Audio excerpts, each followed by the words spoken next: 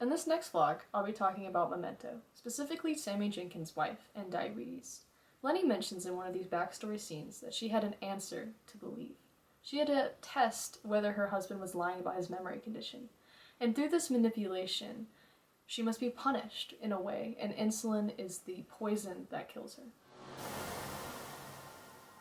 In the scenic analysis of Sammy Jenkins and his wife, and specifically the overdose scene, we can see originally how there's a distinction between Sammy and Lenny. This is Lenny's way of processing his guilt, considering we understand them to be pretty much the same character later on in the film. All of these sections are in black and white, creating a preordained morality of sorts, compared to the color and the vibrancy and kind of more nuanced morality of Lenny's sections of the plot. There's a focus on insulin, with a close-up on a vial that just says insulin. Now if you see this, it actually has a name on it, a Humalog, that shows that it is a short-acting insulin. However, the insulin is not specified whether it's short-acting or long-acting. And Lenny injects this directly into his wife's veins, which would be not very viable in the long run, considering insulin that goes straight into your veins isn't going to do much for you. If he injected it into her subcutaneous fat stores, then that would be more effective. So the placement already sets you off in a lot of ways if you have any knowledge of diabetes. And really where this fits into is Sammy Jenkins' wife having this test that she sets out. This kind of experiment to see whether her husband is lying to her or not. And her idea is she begins by starving him to see if he would realize, and he doesn't, which kind of fits into this idea of diabetes as being like some excess. The scene is really unreliable narration, as it all takes place through a phone call that Lenny is describing to an unknown recipient. In a lot of ways, this is an unknown situation. I mean, from Sammy Jenkins' perspective, he has no idea what's going on. It's truly a test. His wife starts out by starving him. Apparently, she tells him about missed birthdays. She, tries to write things down to see if he'll pay attention at all. And every single time, he seems to be missing those important details and kind of showing that he truly can't remember anything. But for whatever reason, she must still test him.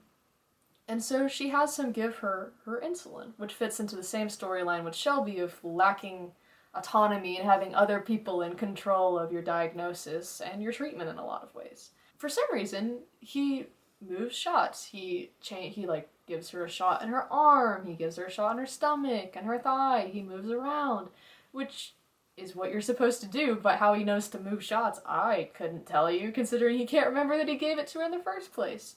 And if it's short-acting insulin, then why does she get it the same time every day? I'm not entirely certain. So, which makes me think it's more long-acting insulin that she's getting at 9 p.m. or whatever time she's getting it, which would last 24 hours.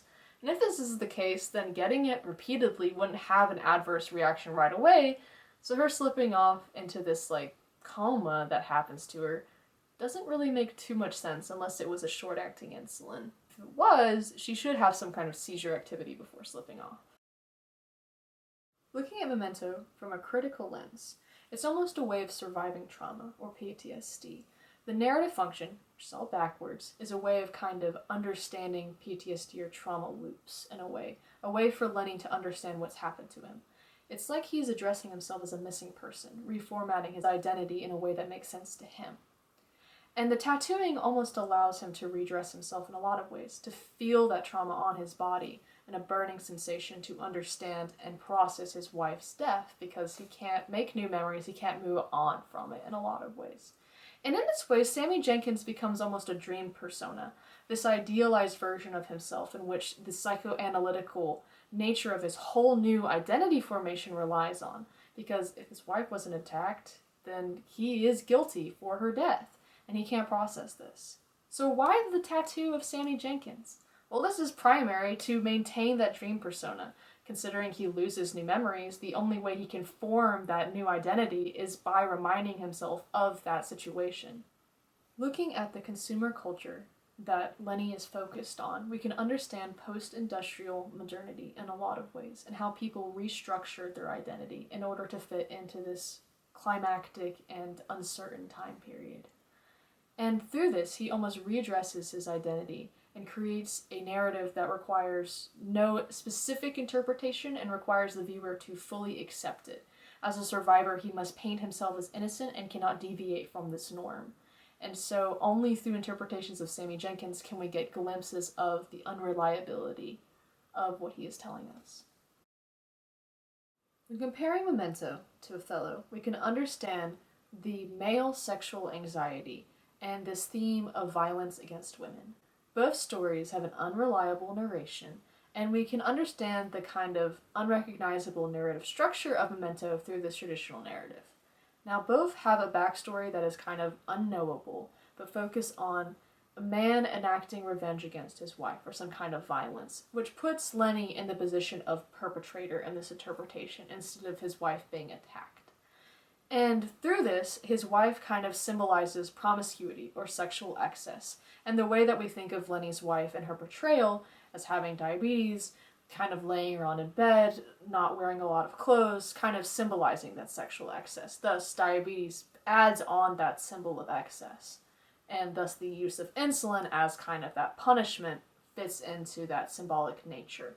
Now, the murder becomes some kind of purification of sorts, in which he kind of rids himself of that sexual morality and guilt. And thus the murder is integral to the plot.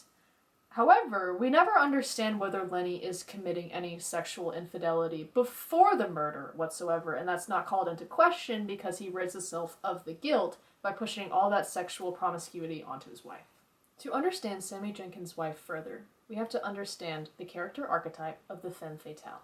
The femme fatale is a manipulative female character, typically in noir, and insulin is this kind of tool that she uses or repurposes.